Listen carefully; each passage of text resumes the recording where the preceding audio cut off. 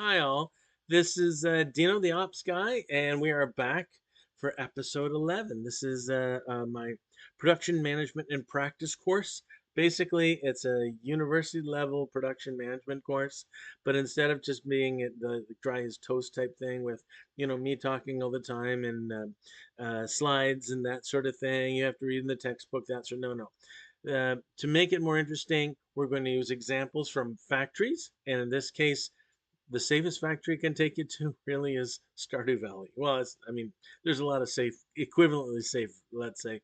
But the nice thing is it's on your computer. So if you want to check out some of the stuff that we're doing, try it, see if you can get a better run than what you had before. That'd be great. Give it a whirl. So just carrying on, we did the Big Easy before. And really, it's a brainstorming tool to look at projects and say, how do we compare these projects in two dimensions that seem to work out really, really well, or how big a return is this project going to give us, and how easy is it to accomplish? In the past, we did some. I think the ones we chose were the Friendship Quest and the Watering Can. I think was on there. So there's some leftover. Certainly, upgrading the axe is a leftover from the previous one. We've added a couple more, and I just want to go through again. The principle here is you basically put these in relative comparison. So if one is to the right of something else, then it shows that it's easier to do. If something is higher than something else, then that means it's going to be a bigger return. And there needs to be a discussion among your staff, your stakeholders to say, is this really where it belongs? Should we put it higher? Should we put it? I'll leave that to whatever situation you're in. But certainly it's something that can be facilitated easily enough. Um, in this situation, I've added a few. Let's start with the coop. Well, once we start getting eggs are fairly valuable, but even more so when we make them into mayonnaise. So having an egg or made into mayonnaise every day for each chicken we have in a coop is a good return. And we can get up to 8 chickens in a coop. So that one's a big one on our chart. I have it as the biggest. The thing is, it requires 400 G, fair bit of money. I don't think we have 400 now, or 4,000, I should say. 300 wood. I don't think we have 300 wood. 100 stone. I'm sure we have 100 stone. And it's not just enough to have the coop and the chickens. It's also worth having the silo as well, because as you cut through some grass so it's easier to walk around and stuff, it'll actually store hay so that you can feed your animals, all your beasties, while it's raining or on days that they can't get out for one reason or another. So, really good return. Fair bit involved, so we're going to have it on the not so easy side of things.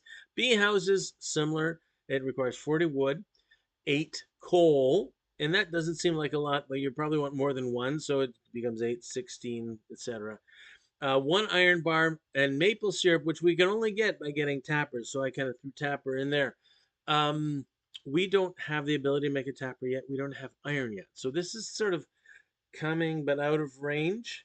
One of the things that's going to really bother us here, we can talk about it and see how it maps up to others. But at the end of the day, we're not going to be able to execute it tomorrow because we don't even have iron. Upgrading the axe is a good idea. We'd need 2,000 G plus 5 copper. We probably do have 5 copper. We just spent 5 copper on the watering can, so maybe we don't quite have it, but we know the drill there. We can look at a fiberglass fishing pole. It basically, you can use bait on it, which just ends up to be bug meat, but it bites a lot faster, so we can actually get more fish for the time that we're fishing, and we only have to pay 1,800 for that. So we can consider that one. That one, again, is fairly easy. Preserve jars, we don't have the ability to get preserve jars yet because we have to be, I think, level 4 farming, yes. Um, but once we get them, we can take, cauliflower, as expensive as it is or as valuable as it is at 175 base, we can convert that pretty much to 400 right away overnight. So there's some value there as well. Probably, in the chicken coop, bee house sort of frame as well. So we have these as independent projects, and let's understand they're not really independent. And if I actually put the tapper out, you would see how it's related, or the silo out, you could see how it's related.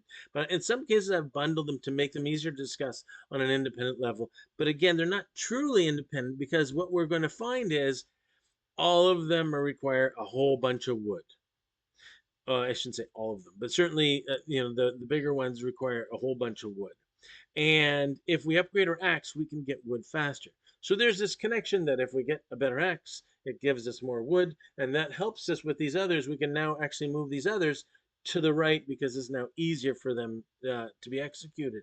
So not only can we use that sort of understanding for wood, but the same is true for coal if we have a kiln, from the standpoint that we can put the wood in the kiln and it will make coal, and then it'll make sort of the trade-offs that we're trying to make between a preserved jar that requires 8 coal versus a bee house which requires 8 coal. Maybe now we can do both. So certainly there's some advantage to getting the axe first, even though at the face of it, it doesn't seem that big of return, but it helps on a sort of progression level, if you will. Copper is also going to be a big thing, a strategic resource that we're going to have to deal with. So as we move forward, we're probably going to have to spend a lot more time in the mine. So just another thing to keep in mind. But based on this, if we're doing an analysis of what's the best thing to do based on the situation we're in, I think the first set of 2,000 that we're going to get, we have to save for strawberries at the Egg Festival. So that's the first priority. Given that the fishing rod is easy enough, we get sort of this just do it idea around it. So after we get that 2,000 for strawberries, if we get another 1,800, we might as well just push it into the fishing rod, and that way we can load it up with bait and fish a lot more and get more money, and then the money starts to roll a little faster. Thereafter, we want to plant cauliflower. We can plant parsnips if we still need a gold parsnip. For the most part, we're looking for that big return on the cauliflower because we can expand our plots more because we can now water 3 at a time. But once we hit that limit, cauliflower is going to be our big buy there. So, and we're going to save for that axe. Hopefully that makes a bit of sense. I do want to cover a little bit about this notion of brainstorming. I mean, it's a simple notion. The idea is if you've been doing this for a while, let's say you have the regular Monday meeting and people are saying the same things at Monday meeting, um, to break through that log jam, to break through that meeting inertia, sometimes it makes sense to get into this brainstorming. And the idea being we often have these biases that we bring, well, we can't work any more than 8 hours. Or if we do that, we'll have to turn the lights on over there. We never want to really turn the lights on over there. That's a lot of energy. Or whatever the case that we've been sort of holding back on. But the idea is if we can relax that bias and say, well, let's talk about what if we did do that? What advantage would there be? Often by relaxing that bias, and maybe we don't even discuss the bias itself, just getting past this notion that there's a limit, uh, gives us some huge opportunities that we weren't looking at before. And I gotta say, sometimes that just feels really good. That's the right thing to do. So getting that discussion of ideas and basically a chance to justify why we can now dismiss this thing that we would have never done before. So discovering new opportunities where there was none is exhilarating. It creates, however, its own bias. And then we're going to get into that. So the point here is all ideas require real rigorous analysis. We can't just pick an idea because, oh, it sounds like a great idea. We still have to use the same analysis that we would have used before with this newly understood idea. So um, one of the problems I find, especially with brainstorming, so I've been doing continuous improvement for at least 30 years, and I deal with this a lot. Um, Continuous improvement is really seen as a brainstorming thing. You do the Kaizen events and this sort of thing, and management comes back and says, "Well, that was great. We got to do that again. There was such a good return out of that brainstorming. We got to do more brainstorming." It's like, well, there's a limit to what really you can do, and I want to get to some of the things that start happening if you're in these brainstorming sessions and someone comes up with a really good idea, and they come all the time, people have really good ideas in these sessions, I got to tell you. If they come up with a good idea, it now becomes their baby. They protect it like it's their baby. So when you're comparing 2 or 3 different ideas, the person who came up with the idea that doesn't seem to be winning is now really depressed and defensive and really wants their idea to come through because it's important that their idea comes through as if it's their own offspring. So really, the innovation bias is strongest. Like, I have an innovative idea, you got to listen to me, hear what I'm saying. With Basically, if an individual or a group have this breakthrough idea, they are often unable to see the shortcomings of this idea because all they really see is the good side. And even when discussions are, decisions are otherwise made, we're going to say we're going to do this and we're not going to do this because we just have so much money. There's limitations to what we can do. There's only so many hours in the day, whatever. The people who get their projects sort of squashed almost feel like it's something personal, like it's irrational, like it doesn't make any sense. So brainstorming overall is really good for getting that first idea out of a group of people. But what I find is if you do it again and again and again, you still get some really good ideas. But a lot of times you get the rehashed old ideas that they're just trying to keep their baby alive. And that doesn't always work. So you have to sort of come up with almost rules of brainstorming. If you're in this situation, if you're going to do any of this, really you have to come up with this idea that there's no such thing as a bad idea. But once we've discussed it and put it through all the rigorous analysis that whether it's a good or a bad, it gets selected or not selected, it doesn't get a second life. It's done. We've heard it. It's a great idea. We've discussed it. It just doesn't work out with how we've decided to go forward. The second thing is the criteria we use to decide what's a good idea and a bad idea can't change in the middle of a meeting. It can't be, well, Bob didn't have his idea taken. I think we should use his idea. It has to be going into the meeting. This is what we're looking for. We want to do this faster, or we want to save money on this, or we want to find a way that it doesn't catch on fire, something like that. And we have to have that established, and it can't really be a function of who's adding new ideas. It has to be stable and rigorous. And then the third rule is if there's a group or an individual who has an idea and it's gotten through somehow and we want to squash it, it has to be the group or the individual who has to squash it. So in some cases, they have to be given the resources to do an experiment so that they can show how good it is and how well it fits until they have to show it's not that good and it doesn't fit. It has to be them. So I call this part sort of the killing the babies, if you will. Nobody wants to hear their baby's ugly. You got to figure out for yourself. Or in some cases, if we run out of time, it just has to be upper management saying, here's a line, all these done. Sweep it, start over. So it's good to have brainstorming meetings, but you really, from a production management standpoint, there's a limit to what they can do. You can always come up with a much, much better idea, but as long as you're carrying all these old ideas with you, it really doesn't work all that well. So, changing gears again, looking at crop planting because we want to plant strawberries and we want to know where. And there's actually a lot of room in the past when so I play this game all the time, and I have to tell you, I'm doing things differently this run because I do things differently every run. And I'm also learning from the stuff we're doing because I'm a learner too. And in this situation, I would normally pick some of the middle swatches because we've already got those tilled, and that's a good spot for strawberries, etc. We've got 20 to plant. Sounds great.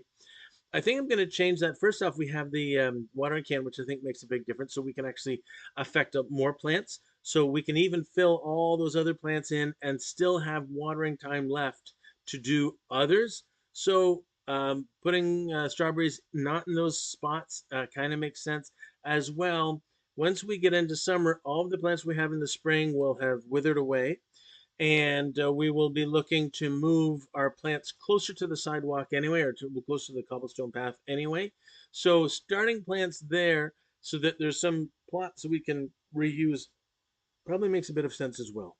So the plan here is let's use 18 pots, basically 9 by 2, and I'd love to make it 9 by 3 so we can water from the top or the bottom. But as long as it's 9, we can do from the side sort of 3, 3, 3, and then turn around 3, 3, 3. That's not terrible. And then the rest we can still do 3, 3, 3 right across. All of the strawberries are going to be in that yellow dome from that one scarecrow, so we're covered there. It just makes a lot of sense. So, and like I said, it leaves plenty of room for other crops because we really got a good watering can that can make that work. So, what about fertilizer, Dino? We have not used fertilizer. Why are you not doing this? This just seems like such a good idea. Let me tell you how good an idea is. Adding fertilizer has the advantage of increasing the harvest quality. So I have the sort of the knockout for the soil with basic fertilizer at farming level 0, at farming level 1, etc.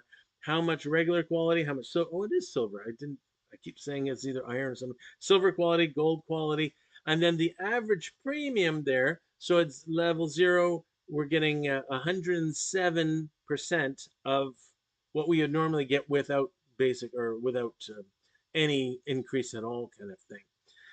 Well, right next to it, I've pasted on what if it's normal soil and not fertilized soil. So you can see at level 0, you get 107 versus 101. At level 1, it's going to be 112 versus 103, 117 versus 105, and you can see the rest of it going down. So clearly, Dino, there is advantage. Why have we not used it yet? And the answer is it is not a dichotomy. It's a false dichotomy, meaning we look at it as should we use basic fertilizer or not use basic fertilizer? And really, the bigger question is should we use any fertilizer? And if so, which? Because once you've put basic fertilizer on it, you can't use any other fertilizer later. So it comes down to strategically, we wanted to use strawberries with speed grow. So I needed to reserve places for strawberries where I could use speed grow and not have to hit it with a pickaxe and then till it again and then put the fertilizer in, this sort of thing. We could. I have done that in the past. But in this situation, I didn't want to make any decisions about fertilizer until I understood where it's best to put the strawberries, and now we've decided that. So now, Dino, is it a good time to use fertilizer? Sort of.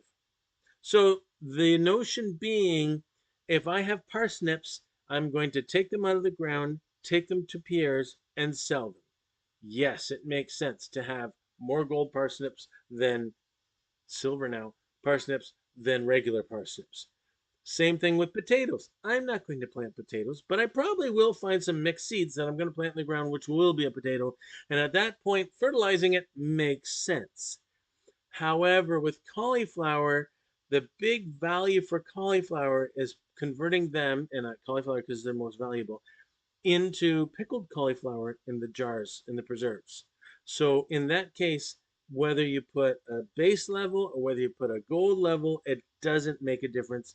The output is going to be the same value.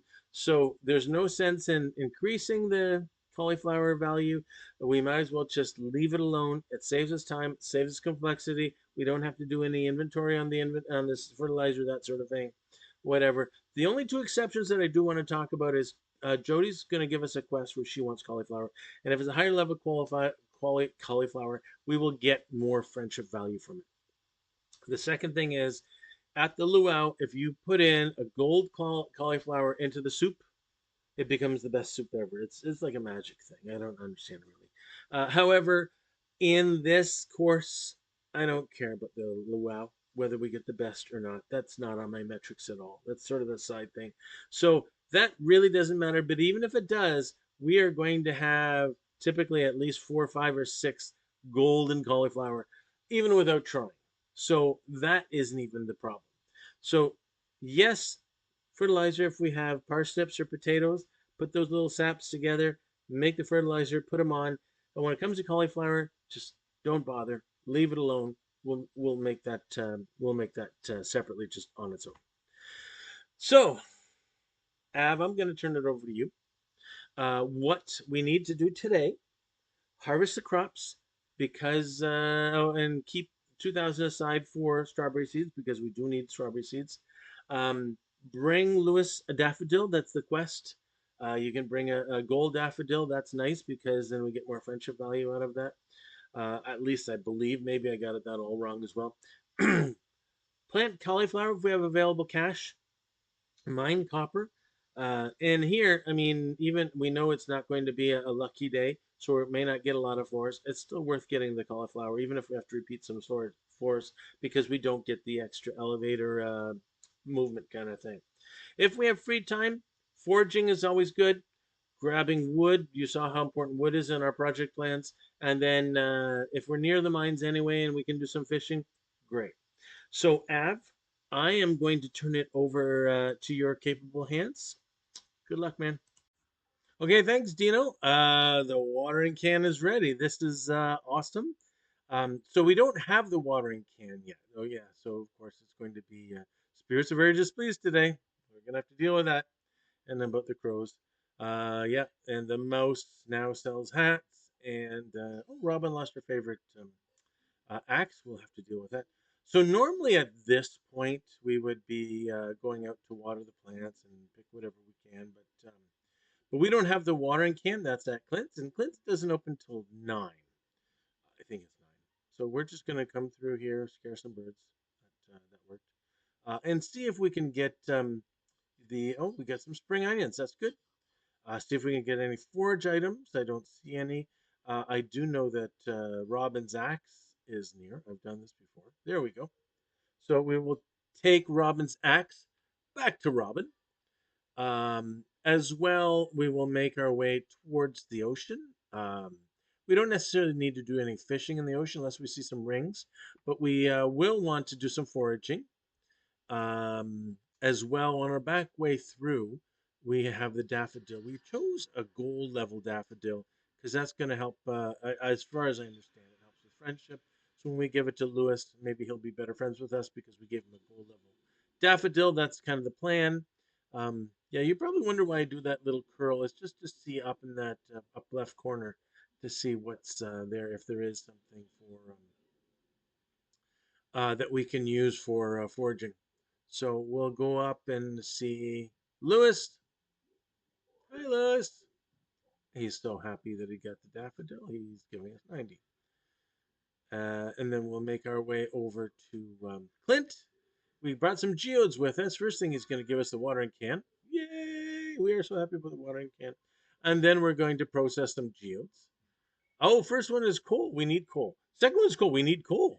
Third one, we got a trifecta of coal. So a little bit of clay, and then we got some slate. Well, the slate's nice because we can take it to Gunther right away. If we find something that we get that Gunther already has, I'll usually sell it right back to Clint if I can, and not have to carry it around. But in this case, we gave him the slate. That's good. Let's head up. So we have 3,300. That's we're going to keep 2,000 for the strawberries, but we can spend some on cauliflower seeds. So yeah, let's get 12 cauliflower seeds. Now the idea here being we want to grow them in multiples. Well, we I say multiples of 3. Arguably, if we had a 4x4, that'd be okay. But I don't have anything set up for 4x4. So in multiples of 3 to match our specific growing pattern here. Let's do that. So here's a good spot. We need 3x4. We'll probably have to till that. But well, we will have to till that back corner there. Good. So now we can get the contiguous 12, and we can start watering. The nice thing, especially with the 3 watering can, the copper watering can, sometimes I'll use the scarecrows as sort of a bump stop, sort of a shoulder stop to help me move faster along. So that's kind of a one of the tricks I tend to use. It's not huge value, but it helps sometimes. We got a couple potatoes out of that. That's good. So potatoes are going to be a B item. They're seasonal. What we're going to do with the potatoes is we're going to keep 2, same as the parsnips and whatever. Cauliflower we're going to keep more of because we're going to be using them for preserves, the jars. But but yeah, potatoes we're just going to keep 2. The cheapest 2 because we'll probably use them in a recipe, and then the others we'll take and sell. There were stones in the way for where we're going to do the strawberries, so I decided to get rid of them. And then once you start, you can't stop. So I just kept doing a few more stones and then converting them to the path. So that's cool. We got a little better path now. Again, that speeds us up with 10%. Not a bad thing. Hi, Elliot. Okay, so now we're going to sell those potatoes and make our way up to the mines. Copper, copper, copper, copper, copper. Along the way, we're going to stop in and see Robin and give her her favorite axe. She'll be so happy. Hi, Demetrius. There we go. Oh, she was so happy. She's going to give us 250 G. That's awesome. So let's head up to the mines. Bugs and copper. Oh, there's rings. So let's do a bit of fishing here. So in this area, the fish that we're looking for are largemouth bass is the toughest. If we can get carp is kind of the easiest, and then the bullhead is kind of the middle. We just got the chub, and not even. So yesterday we got all kinds of chub pluses, like chub silver stars. Now apparently it's just chub mains. So that is what it is. And there we go. We got a carp. So carp is one of the fish that we're going to use in the bundle for lake fish. Got some green algae. I don't know that we need a lot of green algae. It's good for eating. But the only other thing I've ever used green algae for is to make ponds, fish ponds. So Robin can do that. This one's bounced around a fair bit. It's got to be a more valuable fish. It is a largemouth bass. So now we have the largemouth bass and we have the carp. If we had the bullhead, then we would get. So there's four in the lake fish bundle. One of them being the sturgeon. The sturgeon do not run in the spring. So the only three we could get in the spring would be the carp, which we got, the largemouth bass, which we got, and then the bullhead. So that would have been we got 2 out of 3. Not bad. Um, so let's set up. We need a new weapon. There we go. Yeah, the steel sword is the small steel sword, the steel small sword, whatever the case, is nice, but certainly the wood club is better for this.